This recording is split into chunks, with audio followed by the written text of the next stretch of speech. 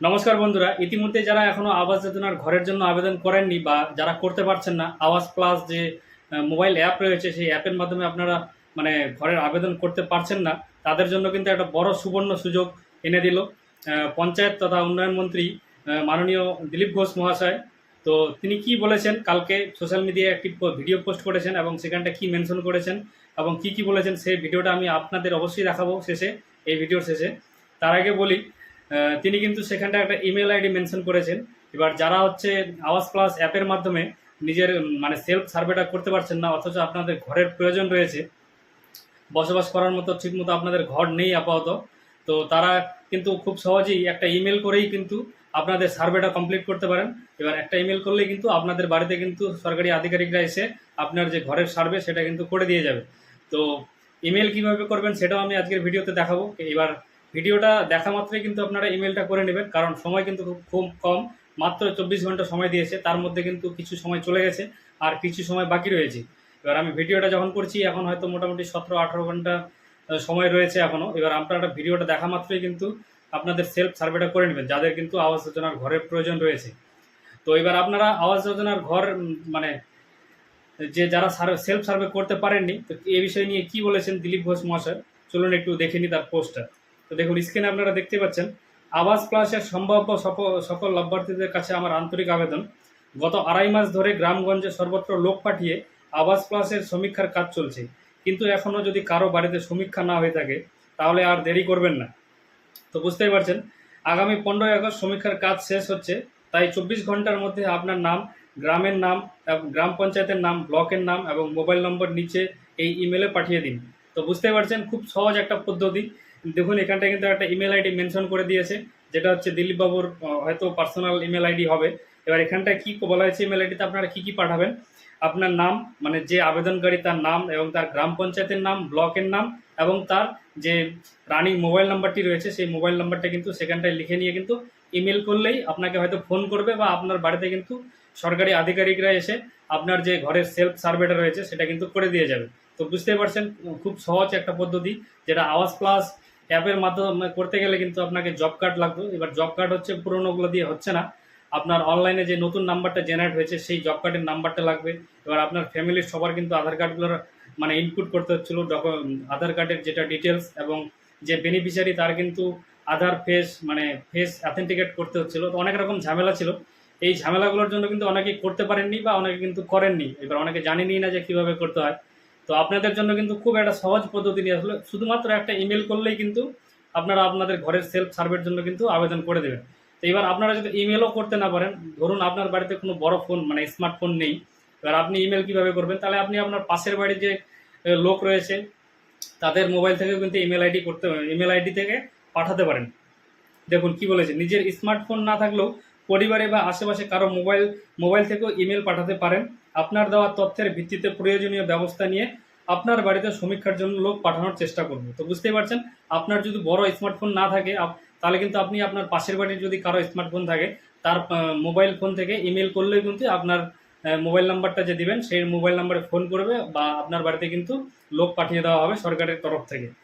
তারপরে বলা হয়েছে, গত 1 মাস ধরে মাননীয় বিধায়ক, গ্রাম পঞ্চায়েত প্রধান এবং অন্যান্য জনপ্রতিনিধিদের সঙ্গে যোগাযোগ করে নিশ্চিত করার চেষ্টা করছি যাতে কোনো যোগ্য পরিবার সমীক্ষার বাইরে না থেকে যায়। তবুও যদি কোথাও আমাদের কর্মীরা পৌঁছাতে না পারে থাকেন, তাহলে এটাই শেষবারের মতো আপনাদের কাছে নিজে থেকে এগিয়ে আসার আবেদন। তো বুঝতে পারছেন, এটাই কিন্তু একদম লাস্ট। এরপরে কিন্তু আর কবে সুযোগ পাবেন বা কবে আবাস যোজনার সেলফ সার্ভের অপশন খুলবে সেটা কিন্তু নিশ্চিত নেই। এবার আপনারা কিন্তু এইটুকু টাইম পাবেন, আর মাত্র এইটুকু টাইমের মধ্যে যদি করতে পারেন তাহলে কিন্তু আবাস যোজনার যে ঘর রয়েছে সেই ঘর কিন্তু পাবেন। নাহলে কিন্তু আগামী 5 বছরে কবে আবার সার্ভে হবে, কবে আপনারা ঘরের জন্য আবেদন করতে পারবেন, আপনারা তখন কিন্তু চাইলেও আর ঘরের জন্য আবেদন করতে পারবেন না। তো বুঝতে পারছেন, মাত্র আর 24 ঘন্টার টাইম রয়েছে, সেটা কিন্তু বারবার বলছি, আপনারা কিন্তু ভালো করে মনে রাখবেন 15 আগস্ট সমীক্ষা শেষ হয়ে গেলে পরবর্তী সুযোগ কবে আসবে তা নিশ্চয় নয়। এখনই বললাম, 15 তারিখ পার হয়ে গেলে কিন্তু কবে সুযোগ আসবে কোনো নিশ্চয়তা কিন্তু নেই। ফলে যোগ্য হয়েও বহু মানুষ দীর্ঘদিন সুবিধা থেকে বঞ্চিত হতে পারেন। তো বুঝতেই পারছেন, পশ্চিমবঙ্গ সরকারের পঞ্চায়েত ও গ্রাম উন্নয়ন দপ্তরের পক্ষ থেকে আমরা সর্বোচ্চ চেষ্টা করে চলেছি, কিন্তু এই উদ্যোগ সফল করতে আপনাদের সহযোগিতা অত্যন্ত জরুরি। আপনার নিজের বাড়ির সমীক্ষা না হয়ে থাকলে নিজের তথ্য পাঠান। আর আশেপাশে এমন কোনো পরিবার থাকলে যাদের বাড়িতে এখনও সমীক্ষা হয়নি, তাদের তথ্য পাঠাতে সহযোগিতা করুন। যোগ্য কোনো পরিবার যেন সমীক্ষার বাইরে না থাকে, এটাই আমাদের লক্ষ্য। এবার আপনার যদি ঘরের প্রয়োজন না হয়, আপনার পাশের বাড়ি বা আপনার গ্রামের যদি কারো মনে হয় যে তার ঘরের প্রয়োজন রয়েছে, তাদেরও কিন্তু আপনি সেলফ সার্ভেটা করে দিতে পারেন, বা আপনারা কিন্তু আপনার নিজের মোবাইল ফোন থেকে কিন্তু তাদের নাম, ঠিকানা এবং তাদের মোবাইল নাম্বারটা কিন্তু এই যে ইমেল আইডিটা মেনশন করা হয়েছে, এই ইমেল আইডিতে কিন্তু পাঠিয়ে তাদেরকেও কিন্তু উপকৃত করতে পারেন। তো বুঝতেই পারছেন যে এটাই কিন্তু মানে লাস্ট সুযোগ ঘর, আবাস যোজনার ঘর পাওয়ার জন্য। আর এটা কিন্তু খুব একটা সিম্পল প্রসেস। এটাও যদি না করেন তাহলে কিন্তু আপনারা আর কবে ঘর পাবেন তার কিন্তু কোনো নিশ্চয়তা নেই। তো এই বিষয় নিয়ে আপনাদের কি মতামত অবশ্যই কমেন্ট করে জানাবেন। এবার কারো যদি মানে ইমেল করতে কোনো সমস্যা হয়, আমাকে কমেন্ট করে জানাবেন। আমি কিন্তু আপনাদেরকে অবশ্যই হেল্প করার চেষ্টা করব এবং আপনাদেরকে বলে দেওয়ার চেষ্টা করব যে কীভাবে আপনারা ইমেলটা করবেন। এবার স্ক্রিনের উপরে দেখুন, আমি কিন্তু একটা ইমেলের প্যাটার্ন কিন্তু রেডি করে দিয়েছি। এইভাবে কিন্তু আপনারা ইমেলটা পাঠাবেন। দেখুন, প্রথমে হচ্ছে মানে আপনি যে ইমেল আইডি থেকে ইমেলটা করছেন, তারপরে দেখুন দিলীপ ঘোষ মহাশয়ের যে ইমেল আইডি, সেই ইমেল আইডিটা দেওয়া রয়েছে। তারপরে দেখুন বিষয়টা কিন্তু আপনাদেরকে লিখতে হবে যে আপনারা কী জন্য এই ইমেলটা মানে করছেন। তো আমি বিষয়টা কিন্তু লিখে দিচ্ছি, আপনারা কিন্তু সেম এইভাবে কিন্তু বিষয়টা লিখবেন। তারপরে দেখুন একে একে কিন্তু আপনার নাম, আপনার গ্রামের নাম, তারপর আপনার পোস্ট অফিস, থানা, তারপরে হচ্ছে আপনার যে জিপি রয়েছে মানে গ্রাম পঞ্চায়েত, তারপরে হচ্ছে ডিস্ট্রিক্ট, তারপরে হচ্ছে পিনকোড, তারপরে হচ্ছে আপনার জেলা, আর সবশেষে আপনার মোবাইল নাম্বারটা কিন্তু বসিয়ে এইভাবে কিন্তু আপনারা সেন্ড করে দেবেন। তো এইভাবে এই ফরম্যাটেই কিন্তু সেন্ড করবেন। এবার এটা যদি আপনাদের কোনো সমস্যা হয় পাঠানোর সময় বা ইমেল আইডি করার সময়, মেল পাঠানোর সময়, তাহলে আমাকে অবশ্যই কমেন্ট করে জানাবেন, আমি চেষ্টা করবো আপনাদেরকে বলে দেওয়ার।